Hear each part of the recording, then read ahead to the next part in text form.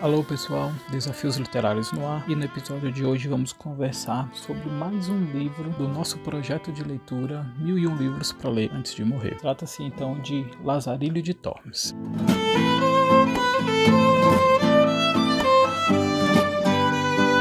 A gente, enquanto leitor, sabe que existem muitos livros clássicos que são extremamente conhecidos. Mesmo que a gente não tenha lido esse livro, a gente sabe quem escreveu, sabe um pouquinho da história, consegue conversar sobre. Então, esses clássicos extremamente conhecidos, extremamente falados, fazem sentido dentro de uma lista com livros essenciais da literatura mundial, livros importantes, livros que impactaram a literatura, mas também existem outros livros tidos como clássicos que são pouco comentados, que são pouco lidos, que parecem fazer parte de um nicho muito específico. Lazarilho de Tormes é exatamente esse tipo de livro. É um livro que poucas pessoas comentam, que poucas pessoas resenham, mas que tem o seu lugar cativo, tem a sua importância na literatura, não somente espanhola, como na literatura mundial. Então, em um primeiro momento, ouvir falar sobre Lazarilho de Tormes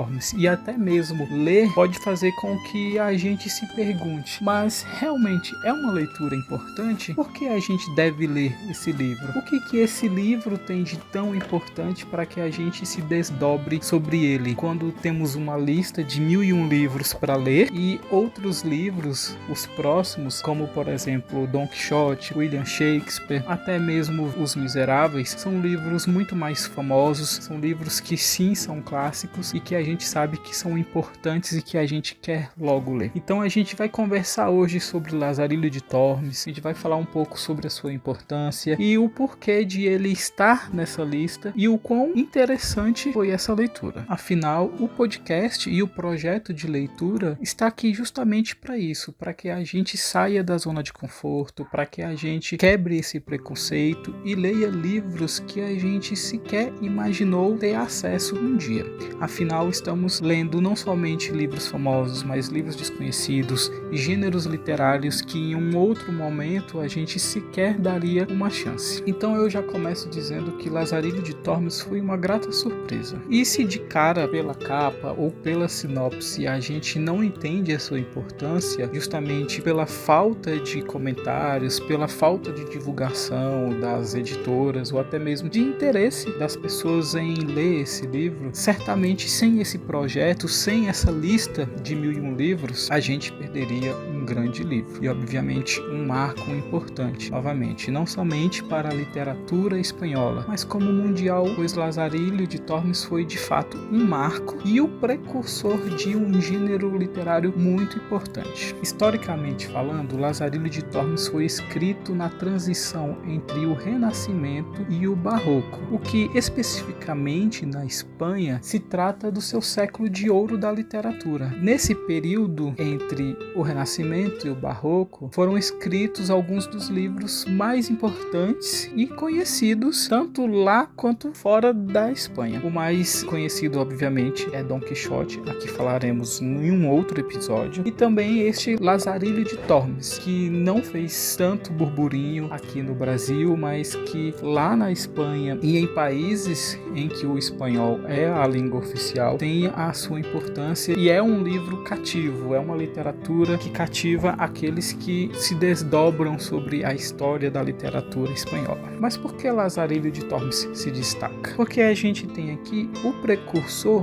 do romance picaresco. Mas o que vem a ser romance picaresco? Em curtas palavras, o romance picaresco é uma sátira e uma crítica social a tudo o que era produzido até então no Renascimento, especificamente em um primeiro momento, claro, na Espanha. Vamos relembrar pela milésima vez. A gente já falou isso em vários episódios, mas não custa nada refrescar a mente. No Renascimento, o homem estava no centro de tudo. Ainda assim, era um homem idealizado, um homem perfeito, com a jornada do herói nas epopeias, com muita pompa, desbravador dos grandes mares, desbravador do novo mundo, sempre forte, sempre uma referência, sempre o melhor em romances de cavalaria, ou então aquele ideal apaixonado nos romances bucólicos. O romance picaresco, então, vem e quebra isso justamente ao retratar um homem imperfeito. Mas não somente um homem imperfeito. A partir dessa ruptura, começam a nascer as antinovelas ou os anti-romances. E, obviamente, o anti-herói. Essa estética perfeita é rompida. Com o nascimento do homem imperfeito, vamos conhecer um homem que faz coisas erradas, que comete erros. Então, se antes a história era centrada em um homem perfeito, num homem forte, num homem bonito, num homem que resolvia todas as problemáticas e até mesmo podia ser ou ter traços divinos, mas ao mesmo tempo era autossuficiente, afinal ele estava no centro de tudo. Agora o homem é uma pessoa pobre, é uma pessoa que está beirando a mendicância, que é dependente de outras pessoas e até mesmo de alguma ajuda divina. Mas obviamente até a ajuda divina não vem, pois essas pessoas vão lidar com falsos religiosos, com outras pessoas tão ruins quanto eles, seja financeiramente ou até mesmo religiosamente. Então é um homem imperfeito em um mundo imperfeito, lidando com outras pessoas imperfeitas, talvez até mais imperfeitas do que elas. Esse contraste é gritante no século XVI, pois foge, obviamente, do ideal dos cavaleiros, dos religiosos, que, embora tivessem perdendo sua força, ainda eram importantes para a igreja. A igreja ainda tinha muita força. A burguesia se destacava e que menosprezava os inferiores, e trazer isso à tona em romances, em manuscritos, traz muito desconforto. Os romances picarescos, então, embora a gente vá de fato ler apenas um, são uma constância nesse período na Espanha, e eles têm quase que uma forma padrão. Lazarillo de Tormes, para situar num espaço de tempo mais específico, foi escrito por volta de 1554. Então, a partir daí, a partir desse rompimento e do nascimento do romance picaresco, a gente vai encontrar outros livros que seguem esse padrão, quase que uma fórmula de bolo. Então, basicamente, o protagonista é alguém de baixíssima posição social e descendente de pais desonrosos, que são marginais, que são criminosos, prostitutas. A estrutura do livro possui uma falsa autobiografia. O romance passa a ser narrado como se o protagonista, uma pessoa errante que pratica o mal, fosse na verdade um pecador arrependido, e essa autobiografia estivesse narrando as suas próprias aventuras com a intenção de moralizar a sociedade ou fazer com que a própria sociedade se apiedasse dos seus erros. Afinal, se ele está cometendo esse erro, não é porque ele quer, é porque está tendo uma imposição que faz com que ele tenha que sobreviver. No final de tudo, aparenta ser uma luta pela sobrevivência. E por fim, dentre tantos outros pontos, embora o protagonista tente melhorar seu estado social a qualquer custo durante a história, ele sempre vai falhar e ele nunca vai deixar de ser um malandro, por assim dizer. A gente pode colocar a figura do pícaro como um malandro, como uma pessoa que vai tentar a qualquer custo se dar bem. Obviamente, Lazarillo de Tormes tem todas essas características e muito mais. Como estamos falando de um romance picaresco,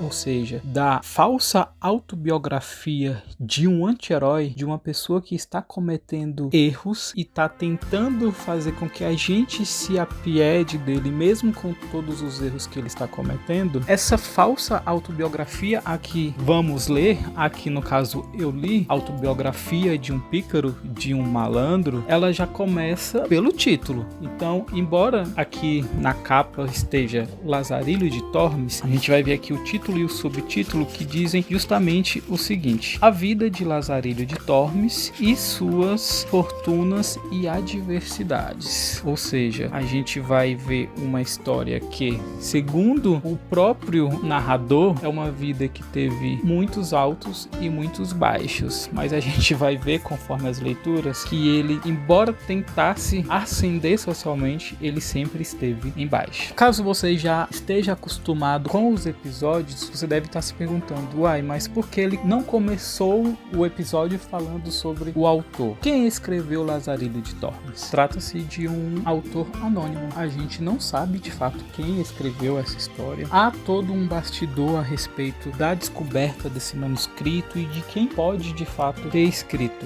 um livro tão satírico, tão humorado, mas ao mesmo tempo tão ácido, tão crítico com a sociedade da época. Há alguns apontamentos, mas eu não vou me desdobrar sobre, até porque são pessoas que não são do meio literário ou então que de alguma forma não vão fazer com que a gente compreenda quem é esse autor, ou que aproxime da gente, ou até mesmo justifique ou melhore a nossa intenção de leitura. Mas nessa edição da Editora 34, que é a edição que eu li, tem toda uma introdução explicando qual é a edição, como que foi descoberto, quem pode ter sido esse escritor, mas também ao mesmo tempo são suposições, não é algo de concreto. Então acredito que não vai agregar muito a gente também embarcar nessa aventura de tentar descobrir quem foi que escreveu Lazarilho de Tormes. Ao invés disso, a gente vai se desdobrar para saber quem foi na verdade Lazarilho de Tormes. Nessa edição, na página 25, a gente já tem o seguinte, vou ler aqui para vocês.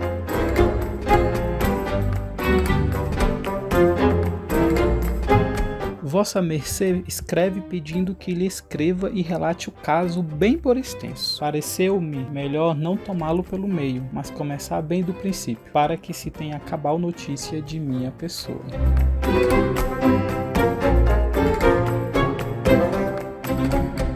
A gente tem então um pronome pessoal de tratamento, Vossa Mercê, que já nos indica que a história é endereçada a alguém específico. A gente não sabe quem é essa pessoa especificamente, mas dá a entender que essa pessoa ficou sabendo de alguma coisa a respeito e está pedindo explicações. Uma pessoa superior, obviamente. E ele, com toda a sua humildade, vai sim explicar, mas ele quer explicar tudo desde o começo para que fique bem explicado. Olha aí a intenção de fazer com que a pessoa destinada a receber essa carta tenha piedade justamente do Lazarilho de Tormes. E obviamente, só por esse começo a gente sabe então que se trata de um romance epistolar, trata-se de uma carta, embora a gente não saiba a quem é destinada essa carta. Então esse romance vai ter um começo, um meio e até mesmo um fim. Vai ser uma história bem amarrada para que a gente conheça de fato tudo sobre esse Lazarilho de Tormes, mas conheça sobre a perspectiva dele. A gente tem que lembrar que esse narrador não é um narrador confiável. Afinal, ele vai falar e vai escrever, vai narrar tudo em benefício próprio. É importante a gente não se esquecer, para que as pessoas tenham piedade de suas atitudes, apesar de todos os erros que ele cometeu. Então, conforme o leitor vai perceber no decorrer das páginas, embora Lazarilho seja o anti-herói, o malandro da história, ele sempre vai contornar essa história de modo a ele ser a vítima, a pessoa a se ter pena, mesmo em circunstâncias, como a gente vai ver, em que ele esteja roubando, que ele esteja trapaceando, em que ele esteja cometendo alguma atrocidade a alguém. Na página 27 nós somos enfim devidamente apresentados. Vou ler aqui para vocês, que diz o seguinte: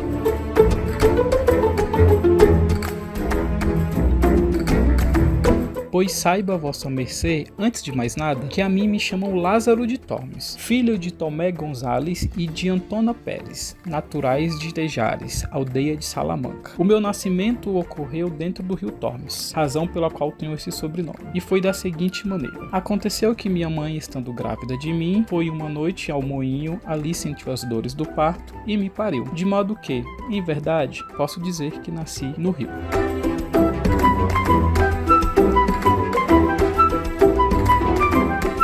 Então a gente tem aqui Lazarilho, um apelido para o jovem Lázaro. Há uma introdução nessa edição da Editora 34 e que justifica que até mesmo esse apelido Lazarilho tem a intenção de fazer com que as pessoas tenham pena do narrador. Esse apelido diminuindo o personagem faz com que a gente até nesse momento sinta pena dele. Também na página 27, conhecemos a infância de Lázaro. Sabemos de todas as tragédias que aconteceram na vida dele. Desde o início, então, conhecemos todas as dificuldades, todas as tragédias e desde o início somos induzidos a sentir pena de Lázaro. Diz o seguinte: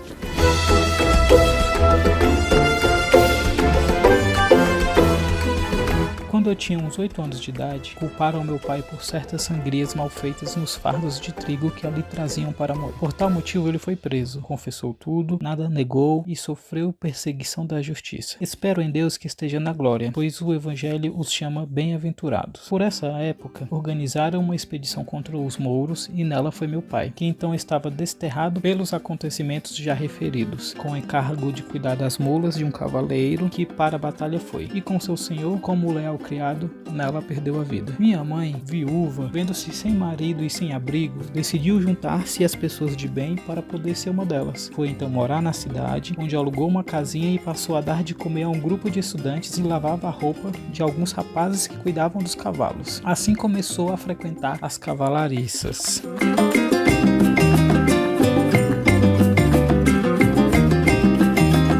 Curioso é que na nota de rodapé há o seguinte: as atividades desempenhadas pela mãe de Lázaro para sobreviver são as mais diversas e os críticos em geral entendem que elas incluiriam a prostituição. Então a gente tem aqui um pai ausente, acusado de um crime em que Lázaro supostamente diz que ele não cometeu, ele confessa esse crime, se afasta da família, a mãe para alimentar os familiares, sai de onde mora e vai para a cidade e ali começa a fazer várias coisas, dentre elas a prostituição, que não precisamos nem dizer, mas pense na prostituição em 1550. A gente sabe que realmente a escória da sociedade. E vamos continuando, porque as tragédias não param por aí.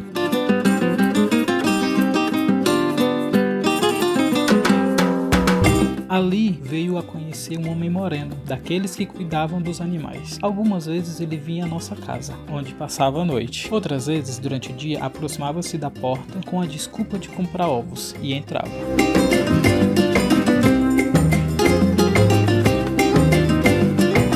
E aí se faz uma investigação e se descobre que esse namorado, esse padrasto de Lázaro, estava roubando o seu senhor. E obviamente por conta disso, atitudes vão ser tomadas e o destino de Lázaro e de sua mãe vai ser ainda pior. Diz o seguinte na página 33.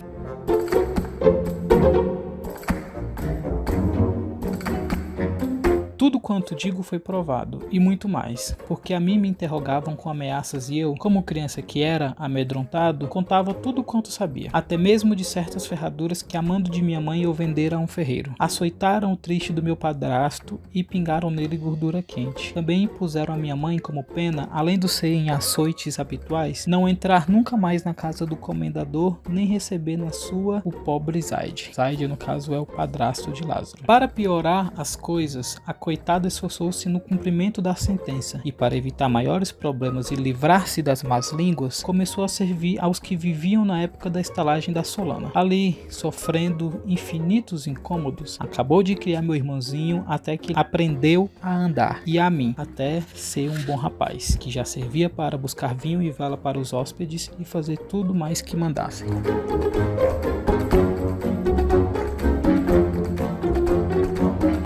Esse desenvolvimento, esse ensinar a Lázaro a fazer as coisas, obviamente vai fazer com que o destino dele seja selado com a presença de um cego na estalagem. Página 35 diz o seguinte: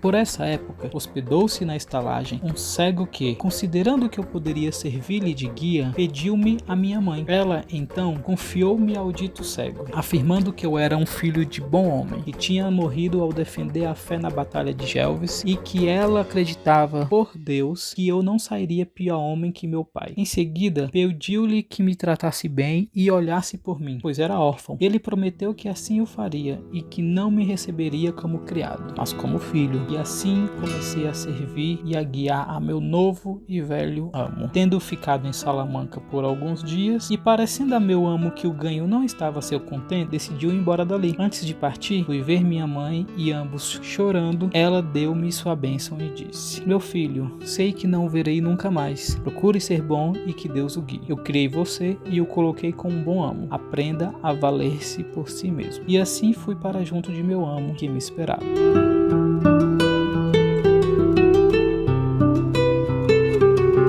Então, a partir daqui, a partir da página 35, a gente vai ver um Lázaro diferente. Um Lázaro, obviamente, que não está mais na barra da saia de sua mãe, que vai ter que se defender sozinho, que vai ter que cuidar, além de si próprio, de um cego. Afinal, esse cego é o seu amo. Mas, obviamente, afinal, estamos falando de um romance picaresco, em que o Lázaro é um cara malandro, é um cara que vai tentar ascender socialmente às custas de erros e maldades e crimes. Sim, mas vamos lembrar também que a sociedade em si também é uma sociedade erradia. Então encontraremos um cego que também vai se aproveitar da ingenuidade de Lázaro. Afinal, agora que o Lázaro está saindo de sua casa, agora que o Lázaro vai conhecer o mundo de fato ao seu redor. Página 37, o cego faz um teste com Lázaro e ele, obviamente inocente e sem malícia, vai ser reprovado nesse teste. Diz o seguinte: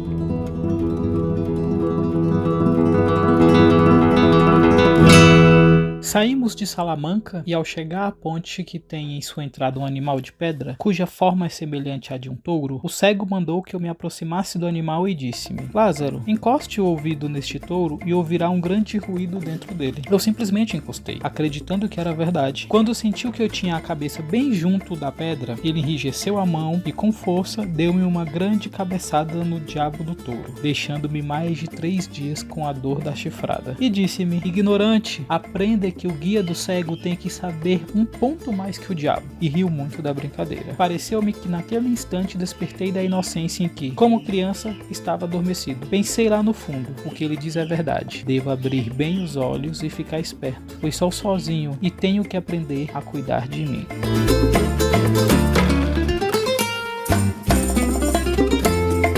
É exatamente nesse momento, por conta dessa atitude do cego, que Lázaro tem uma tomada de consciência, tem um despertar, começa a ter malícia, começa a agir com astúcia. Afinal, ele precisa da expertise, ele precisa estar atento, ele precisa ser esperto para conseguir sobreviver em um mundo cruel, sobreviver às adversidades que virão. E obviamente não serão poucas as adversidades.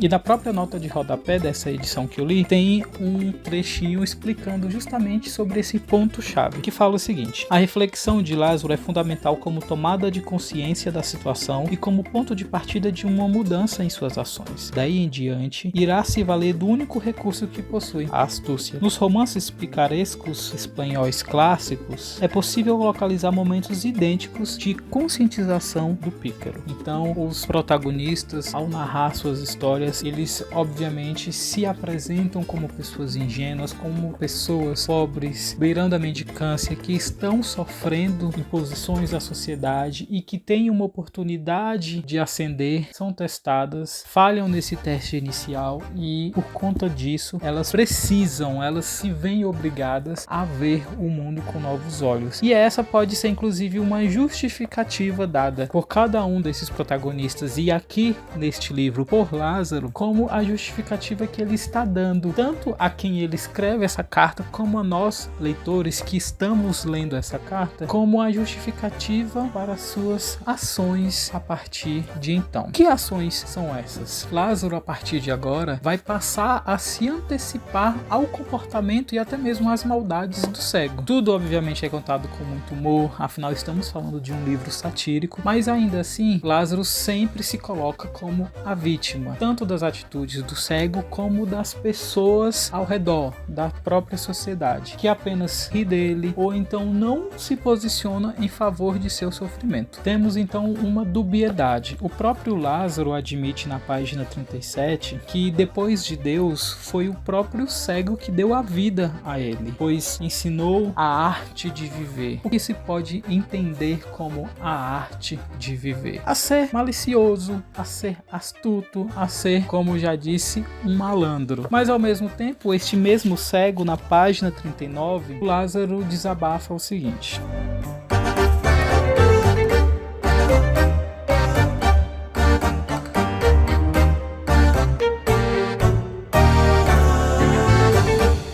mas saiba também vossa mercê que, com o muito que ganhava e tinha, nunca vi homem tão mesquinho e avarento, tanto que me matava de fome e não me dava nem metade da comida de que eu precisava. Digo a verdade, se com minha esperteza e minhas boas manhas não soubesse me remediar, teria muitas vezes morrido de fome. No entanto, apesar de seu saber e cuidados, eu o enrolava de tal modo que sempre, ou na maioria das vezes, tocava-me o maior e melhor quinhão. Para isso, pregava-lhe boas peças, das quais contarei algumas, ainda que nem sempre eu tenha saído ileso.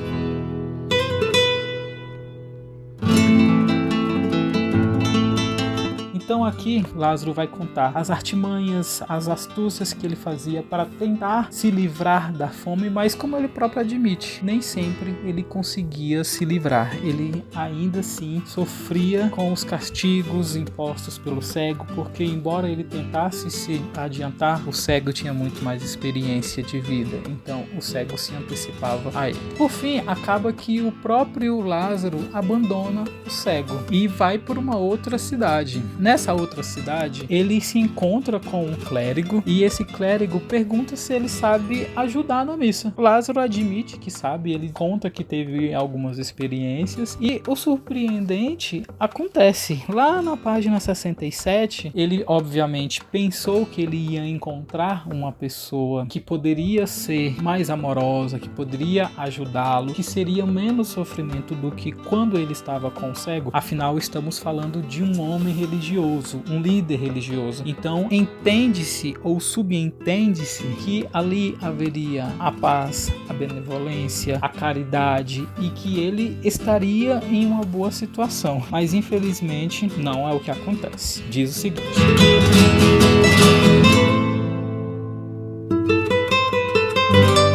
escapei do trovão e topei com o relâmpago. Porque, comparado com o clérigo, o cego parecia um Alexandre Magno, apesar de ser avareza em forma de gente, conforme contei. Não digo mais nada, a não ser que toda a miséria do mundo nele se concentrava. Não sei se por sua própria colheita ou por tê-la adquirido à força do hábito que usava.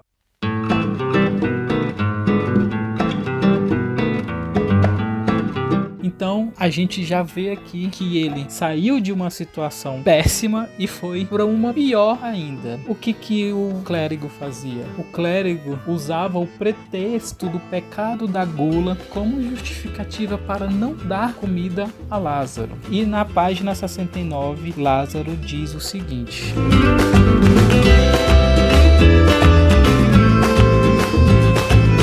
se comigo tinha pouca caridade, consigo tinha demasiada. 5 brancas em carne era seu gasto diário para almoçar e jantar. É bem verdade que ele repartia comigo um pouco do caldo, já que da carne eu ficava só com o desejo. Um pouco de pão que quisera Deus remediasse a minha fome. Ao cabo de 3 semanas com ele, senti uma fraqueza tão grande que mal podia aguentar-me nas pernas de tanta fome. Vi claramente que ia para a sepultura, se Deus e minha sabedoria não me ajudassem. Não podia usar de minhas artimanhas, pois não havia nada em que passar a mão, e ainda que houvesse algo, não poderia cegá-lo, como fazia com o outro. Que Deus perdoe se daquela cabeçada faleceu, que, embora fosse muito astuto, por faltar-lhe aquele precioso sentido, não me enxergava. Quanto a este, ao contrário, ninguém tinha vista mais aguda. Quando estávamos no ofertório, não caía uma branca na bandeja de oferendas que ele não contasse. Tinha um olho nas pessoas e outro em minhas mãos. Seus olhos dançavam nas órbitas como se fossem azougue. Registrava quantas brancas oferecia e nem bem terminava o ofertório, tirava-me a bandeja das mãos e ia depositar sobre o altar.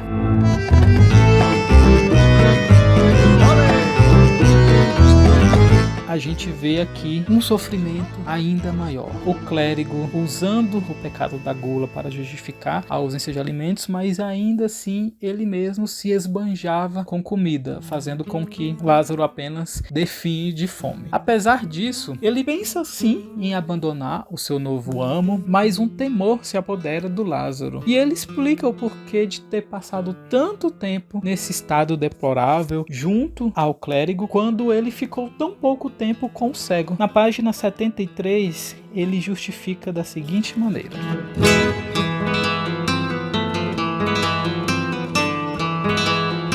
pensei muitas vezes em abandonar aquele amo tão mesquinho, mas por duas razões desistia da ideia. A primeira delas era por minhas pernas, por temer a fraqueza que de pura fome me invadia. A outra, porque refletia e dizia para mim mesmo: tive 2 amos. O primeiro deles mantinha-me morto de fome, e ao abandoná-lo, encontrei este, que me faz passar tanta que está me levando à sepultura. Se me livro deste e topo com outro pior, que será de mim senão a morte? Com essas considerações, não ousava me mexer, pois acreditava que todos os degraus haviam de ser ainda piores. E, se descesse mais um pouco, já não se ouviria mais Lázaro no mundo.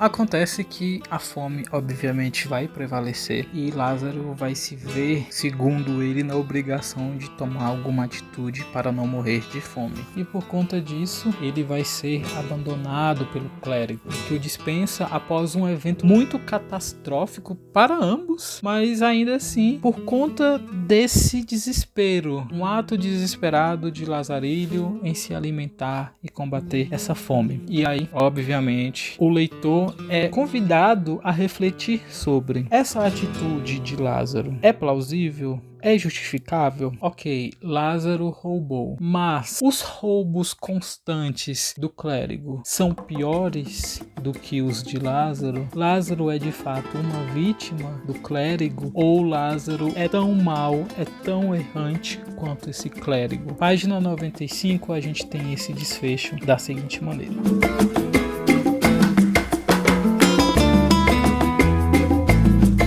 no dia seguinte, o senhor meu amo tomou-me pela mão e levou-me porta fora. Assim que me pôs na rua, ele disse: Lázaro, de hoje em diante você é dono do seu destino. Já não me serve. Procure outro amo e vá com Deus, que eu não quero em minha companhia tão diligente e servidor. Bem se vê que você foi guia de cego. E fazendo o sinal da cruz, como se eu tivesse possuído pelo demônio, meteu-se em casa e fechou a porta. Desse modo, fui obrigado a tirar forças da fraqueza e pouco a pouco, com a ajuda de gente bondosa, vim parar nessa insigne cidade de Toledo, onde com a misericórdia de Deus, depois de uns 15 dias, cicatrizou-se minha ferida. Enquanto estava mal, sempre me davam alguma esmola, mas depois que sarei, todos me diziam: você é velhaco e vagabundo, vá procurar um amo a quem servir. E obviamente temos aqui a procura por mais um amo. E essa repetição vai se dar por todo o livro, apenas com o intuito de evidenciar a forte crítica social do livro, ao apresentar um comportamento falso e hipócrita da sociedade da época, principalmente a de religiosos. Esse ciclo, se repetindo por diversas vezes, vai fazer com que Lázaro se encontre com um escudeiro, com um frade, com um capelão, e em todas as situações ele vai se dar mal, ele vai passar fome, ele vai passar alguma dificuldade e ele vai se ver na obrigação de tomar alguma atitude errante para não morrer. E obviamente ele vai ser descoberto e vai ter que sofrer as consequências por essa atitude. O curioso é justamente isso. Enquanto fazemos a leitura, percebemos que apontamos sim Lázaro como um vilão, como uma pessoa errada. Em nenhum momento a gente deixa de reconhecer Lázaro como uma pessoa que está fazendo coisas ruins, como um malandro, mas ao mesmo tempo a gente reflete sobre o cego, sobre o clérigo, sobre o escudeiro, o frade, o capelão, e a gente vai fazer justamente esses questionamentos. Essa dubiedade se faz presente, pois não há um herói nessa história. Todos, ao seu próprio modo, em sua perspectiva de vida, em sua situação, são os vilões. São pessoas que de alguma forma estão tentando ascender socialmente. O clérigo, ao receber os dízimos e as ofertas da igreja, ao ver aquele dinheiro, ele vai tentar ascender. o escudeiro, ele também está passando uma situação, se duvidar, tão mais difícil quanto a de Lázaro. E ele vai se aproveitar da circunstância de Lázaro para ele mesmo conseguir comida, para ele mesmo conseguir ascender socialmente. Afinal, ele é um escudeiro. Nos romances de cavalaria, os escudeiros são importantes, mas ali ele é apenas mais um. Ele é mais uma escória da sociedade. A gente vai encontrar também um capelão, vai encontrar o frade que de alguma forma vai tentar ascender socialmente, e vai caber ao leitor, durante a leitura e após essa leitura também, refletir e elencar se de fato essas pessoas são tão errantes ou não que o nosso Lazarilho de Tormes. Eu não vou ler cada uma dessas atividades, dessas parcerias que Lazarilho vai ter, até porque ao mesmo tempo que são o plot do livro, é interessante a gente acompanhar essas aventuras e desventuras e reconhecer as dificuldades. Eu não quero me demorar em cada uma das situações para que você, leitor, dê uma oportunidade para este livro. Não é nem questão de spoiler, porque eu acredito que contar o final de uma história publicada em 1554, por favor, né? Estamos falando de um livro de 500 anos, então tudo bem se eu quisesse contar o final dessa história, mas é para que você, leitor, dê uma oportunidade para este livro anônimo do século XVI. Vocês não têm ideia do quão interessante esse livro e do quão humorado ele é, apesar de toda a sua crítica social, e do quão pesado também ele é, porque a gente tá vendo uma pessoa sofrendo, uma pessoa passando fome, uma pessoa apanhando, sendo desprezada, sendo ignorada, e ao mesmo tempo que a gente fica com pena do Lázaro, a gente tem que parar e pensar, e se não for verdade? Estamos falando de um malandro, estamos falando de uma pessoa que tem o objetivo de persuadir a quem ele está escrevendo essa carta. Vossa mercê, nós não sabemos quem é, mas vossa mercê somos você,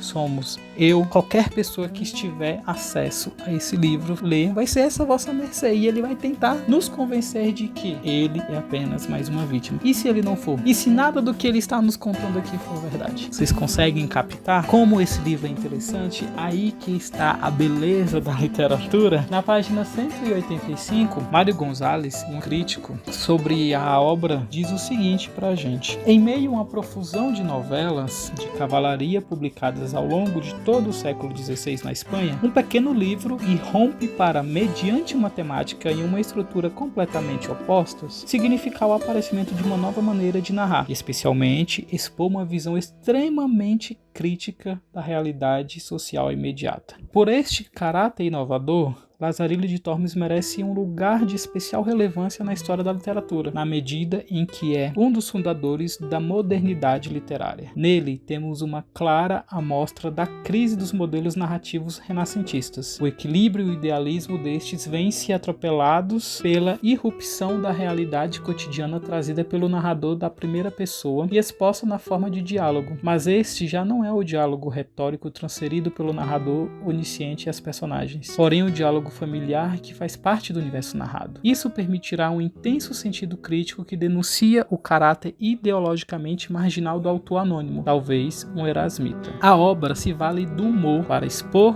a hipocrisia dominante na sociedade, por meio de constantes paradoxos que culminam na contradição do narrador, que não quer enxergar a si mesmo como personagem. Isto após uma longa trajetória que lhe permitira denunciar a sociedade de aparências que o rejeitam, até ele conseguir integrar-se nela pelo que parece ser. Esse humor é a forma de expor a cisão do indivíduo, um eu narrador que não existe senão como aparência. Então, novamente, a gente tem aqui uma pessoa tentando ascender socialmente e não vai medir esforços. A gente não sabe exatamente quanto daqui é verdadeiro na história de Lazarilho, como se fosse uma autobiografia de algum famoso que depois a gente pode descobrir ou não que tudo foi mentira, que talvez nada daquilo que ele tenha contado, nada daquilo que ele tenha narrado de fato aconteceu, ou de fato tenha acontecido, mas de uma maneira menos piedosa, de uma maneira menos dramática, ou talvez sim, ele tenha sofrido nas mãos do cego, do clérigo, do escudeiro, mas talvez ele tenha imposto tanto sofrimento quanto,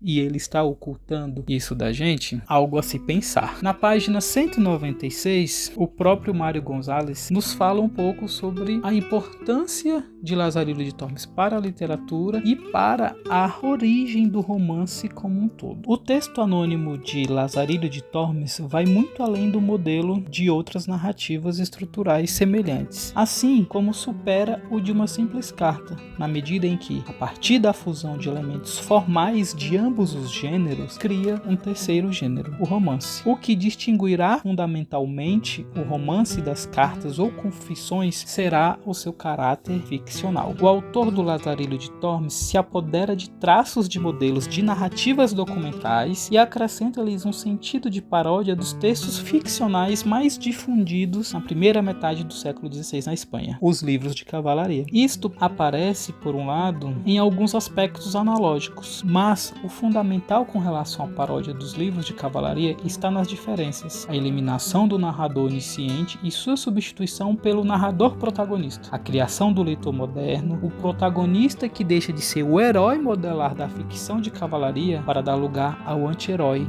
que parodia aquele, ponto por ponto. O grosseiro estilo, diverso daquele tipo de narrativa propositadamente adotado, e a presença de coordenadas históricas e geográficas imediatas e concretas, das quais sempre careceram os livros de cavalaria. Então, aqui, Lazarillo sempre vai mencionar algum marco, alguma cidade, algum ponto que de fato existe na Espanha. Tais cidades, Salamanca, Toledo, o Rio Tormes, são pontos que de fato existem. E isso faz com que a história que ele está nos contando tenha uma veracidade, tenha um caráter real, mas ao mesmo tempo ele usa a paródia para, obviamente, criticar os livros de cavalaria e nos contar uma história que possivelmente não é verdadeira, como eu já falei aqui. E na página 199, o crítico literário continua dizendo o seguinte: Lázaro se mostra o anti-heróico à luz dos heróis modelares no tipo e na conduta, presentes na ficção da época, isto é, nas novelas de cavalaria. Os heróis destas narrativas se caracterizavam por levar aos extremos mais inverossímeis uma série de qualidades vistas como positivas por seus leitores contemporâneos. O exercício das virtudes do cavaleiro andante se dá no sentido de projetar benefícios para além de si próprio, arriscando simultaneamente tudo aquilo que ele possui, particularmente a própria vida. Lázaro de Tormes é o negativo desse herói, não apenas porque carece de todas as suas virtudes, mas porque todas as suas ações se destinam ao seu próprio proveito. Esse sentido deliberadamente anti-heróico do protagonista está não apenas no caráter paródico do texto, com relação aos livros de cavalaria, mas também na sua frontal oposição ao valor fundamental da sociedade da época, a honra. Isto começa pela deliberada apresentação da nada honrosa genealogia do protagonista e se desenvolve mediante o relato de uma existência que culmina numa clara situação de desonra. A invocação da honra como motivação da sua narrativa, feita pelo autor no prólogo, reveste-se assim de um sentido irônico e satírico, e ainda mais quando as três categorias sociais ali referidas como movidas pelo mesmo sentido, o soldado, o clérigo e o senhor, sintetizam a totalidade dos pouco honrados amos de Lázaro. Como vocês puderam perceber então, há esse contraponto. Os romances de cavalaria enaltecendo os cavaleiros, as suas honras, todos os seus esforços, não somente para benefício próprio, mas para o bem de toda uma sociedade, seja um vilarejo, seja uma cidade a qual ele está defendendo. Lázaro não. Lázaro age em benefício próprio. Ele não está pensando em ajudar alguém, seja um vilarejo, seja um povo, seja uma cidade. Ele quer apenas sobreviver.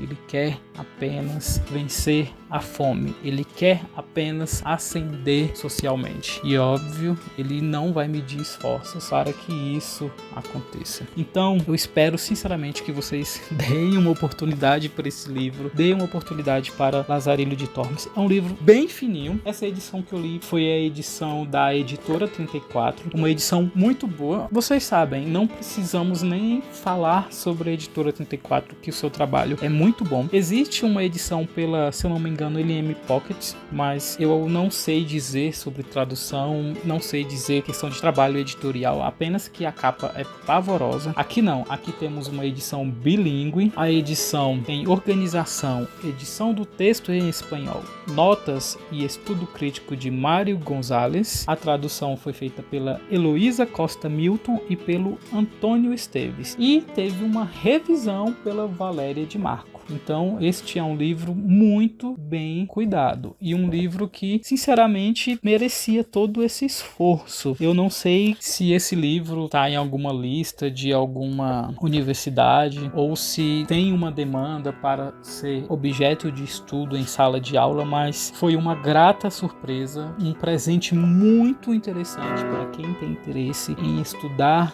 a literatura espanhola, ler livros em espanhol. E eu vi aqui que essa edição é de 2005, teve uma segunda edição em 2012 e uma reimpressão em 2018. Então as coisas estão fluindo por aqui, temos uma demanda considerável e eu espero sinceramente que as pessoas cada vez mais tenham um interesse em ler Lazarilho de Tormes, porque foi uma grata surpresa. Então é isso, pessoal, espero que vocês tenham gostado desse episódio. Caso vocês tenham lido esse livro, comenta aqui pra gente conversar um pouco sobre este marco na literatura, este livro tão pequeno, mas ao mesmo tempo tão grandioso e que nos faz refletir tanto. Ou se você tem interesse em ler, para que a gente possa conversar mais e disseminar tanto a literatura quanto propagar a possibilidade de esse livro estar acessível a mais leitores. Um forte abraço e até mais!